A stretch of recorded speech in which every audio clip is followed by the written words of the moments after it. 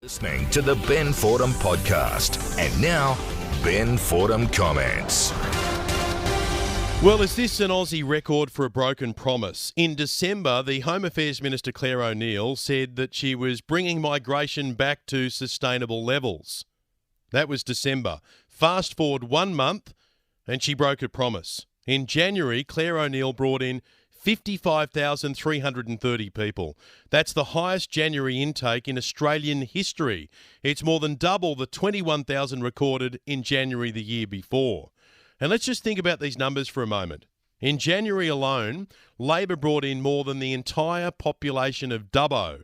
They brought in the combined population of Moree, Gunnedah, Mudgee, Cooma and Yass just in January. That's almost 1,800 people every single day. Just imagine that, 1,800 people arriving, and you've got to find homes and services for all of them. 1,800 per day. That's 4 full A380 super jumbos, full of people arriving every single day. Now, if Labor was to continue bringing in so many people at this rate for the rest of the year, we'd take in a record 664,000 people in 2024. That's almost double the population of Canberra. It's 5 times the number of people living in Darwin. It's more than 3 times the population of Hobart. And remember, nobody voted for it. Poll after poll shows Aussies don't want higher migration. And it's not hard to see why. Just look at the housing situation. Between July of 2022 and December of 2023, more than 900,000 migrants came to the country.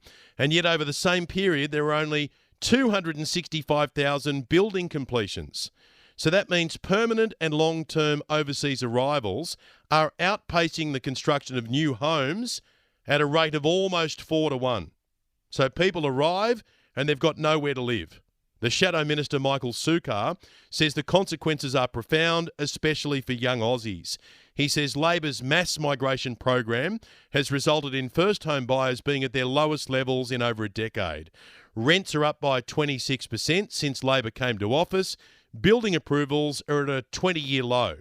They're killing the Australian dream. Just ask the Labor legend and former New South Wales Premier Bob Carr. He says Australia's immigration rates are third world. He says we don't need it.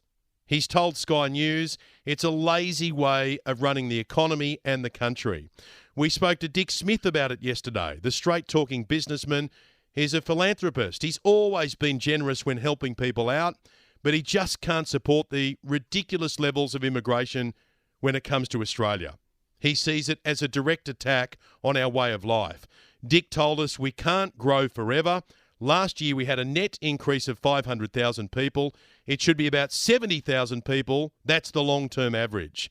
He said at the present rate, we'll be at 100 million by 2060.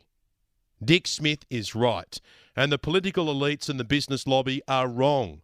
They keep on spreading this lie that we need high immigration to fill staff shortages and to boost tax revenue. The truth is, it's a Ponzi scheme, and in the end, we all end up losing.